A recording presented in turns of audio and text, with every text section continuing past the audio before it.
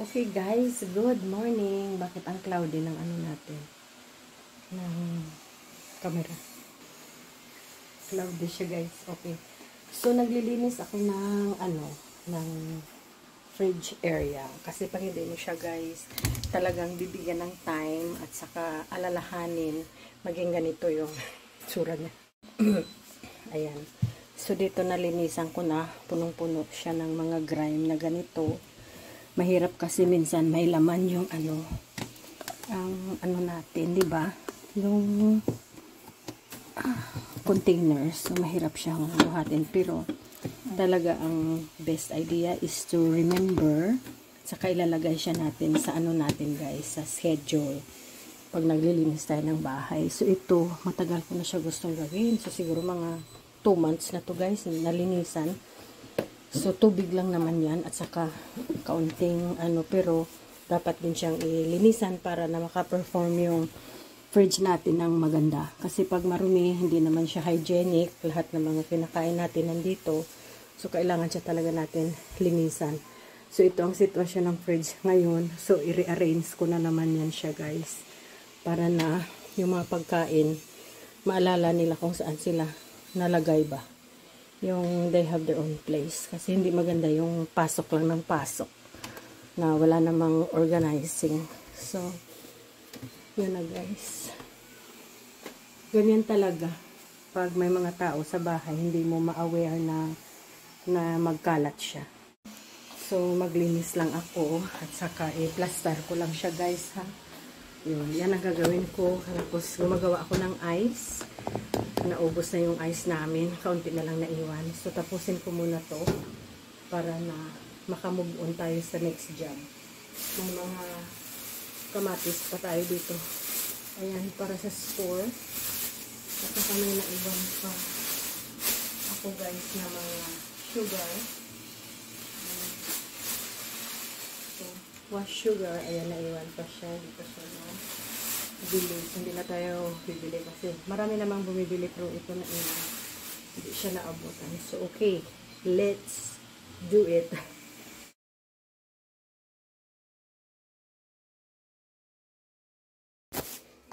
Okay. Sound tayo na music. So, ilagay mo lang muna natin ito. Guys. Ayan. Turn off yung light ng fridge kasi iniwan ko siya guys.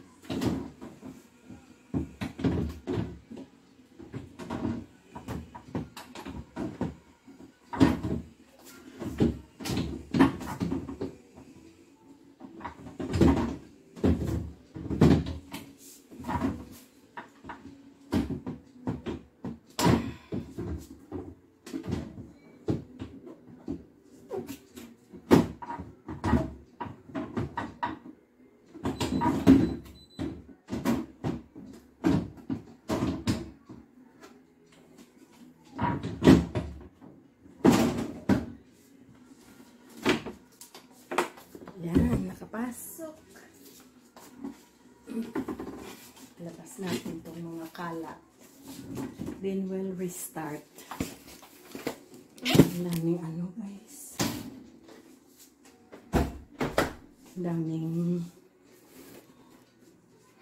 mga pagkain na hindi siya guys na nakain.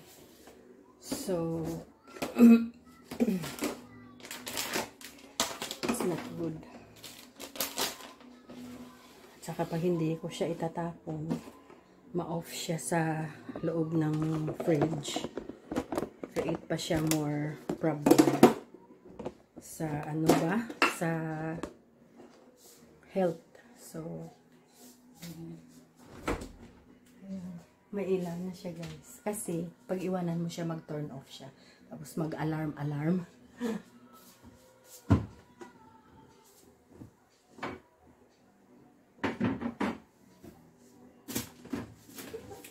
So kayo guys, how many times niyo nililinisan yung mga mga fridge?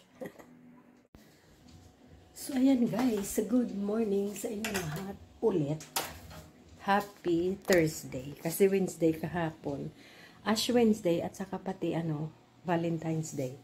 So, ang mga restaurant ay punong-puno.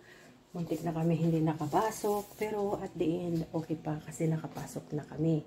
So, as I have updated you in my vlog, nakapaglinis na tayo ng refrigerator, which is very happy kasi nakapaglinis tayo, guys. Tada! Ayan. Nabing tinapay ni Daddy. This is Foodman. At saka yung isa, Mercy. Yan. So, ang Foodman ang recommended price ang Foodman kasi mura at saka masarap. Doon ako bumibili ng mga cake pang ordinary na araw-araw kasi masarap sila, guys. Tapos kumain kami doon ni Daddy at saka ni neighbor. 3 meal namin is 260. May drinks na yan nakasama. Murang-mura. So anyway, affordable talaga, guys. Kasi pag pumunta ka 3 kayo siguro maka 1,000 doon sa mga iba-ibang restaurant. So nag-ano kami, guys, nag-spaghetti. Ang laki ng spaghetti nila. Tapos, nag-batchoy ako. So, di okay na yun pang snack. Busog na ako. Hindi na ako nakakain hanggang hapon. Kasi umalis kami Valentine's dinner kami. Tapos, busog na busog talaga kami, guys. Ni neighbor. Ang saya-saya talaga namin. Ito, guys, ang ginawa naman neighbor namin na isa. Si neighbor Lalaine, gumawa siya ng tamarind sambag. Yun. Linagyan niya ng parang lolis ang labas. So, parang candy. O, diba? Yun. Tapos, si Daddy nagpunta sa farm. Tapos, nakauwi na siya. Tapos, babalik kami doon later in the afternoon. Kung may time. Kung wala, hindi na kami makakalakwatsa. So, lakwatsa is life. Yun. And then,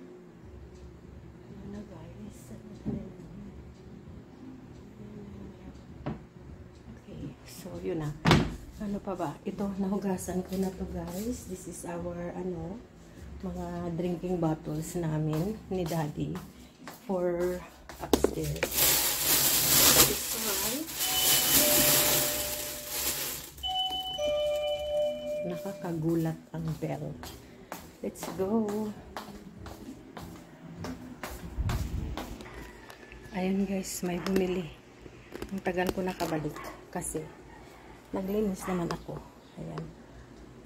Ayun. Naglinis naman ako, guys. Ayan, naghugas ako dyan. Tapos inano ko yung mga shoes. Ayan. Hinugasan ko. Saka yung container ng mga tubig. Ayan. Para sa tanim. Dyan sa labas. Inano ko. Ayan. Ano ko na lang, guys. Infill up. Yun. So, siya. So, maglinis pa ako dyan. Maglinis pa ako. Hindi ko na guys. Itong mga gamit sa kay neighbor, bibigay natin. Mamaya. Pasok na yung mat. Ayan. Mag-close door muna tayo kasi para na hindi makapasok yung guys, yung alikabok. Ang dami kasing alikabok na pumapasok. Kaya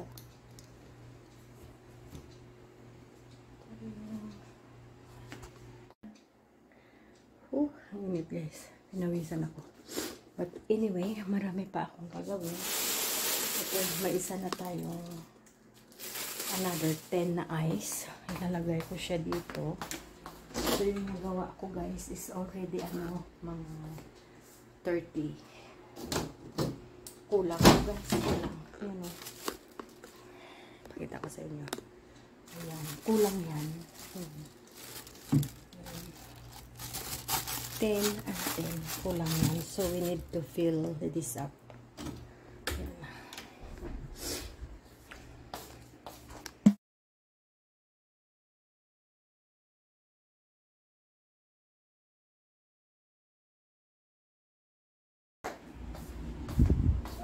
Dumating, guys, yung basura. Ayan. Tada! Ayan o. Ayan.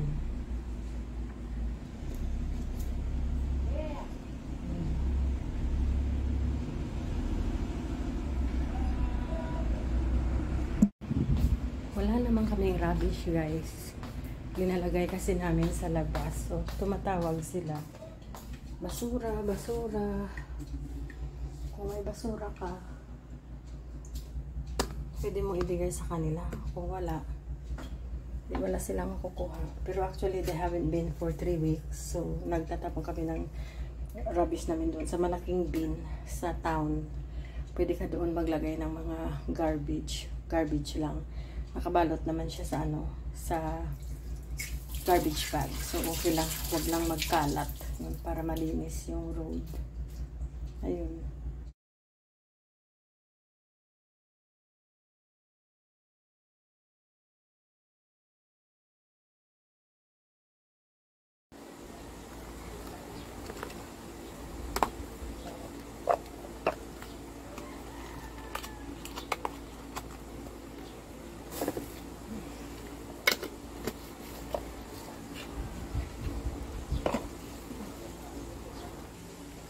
Okay guys, may electric fan dito. Nandito tayo sa shop.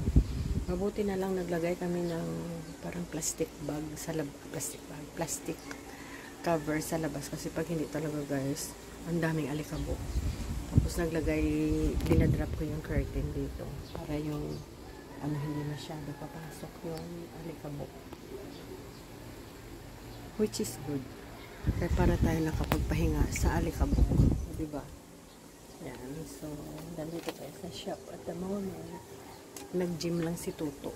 So, nagabantay tayo ng shop. Ayan. Tara. Yan ang mga paminta natin, mga binibinta natin. So, ayan. May tubig tayo dito. Pag hindi siya mabili within few days, hindi na kami ni Daddy bumibili ng tubig. Yan muna ang ginagamit namin. Tapos, bili kami ng bago. Lalagay dito pa hindi rin mabili, iniinom din namin. So, ayan. Which is ang natin, good. Ayan, tagabantay lang tayo ng shop for today. Thank you for watching. Bye bye now.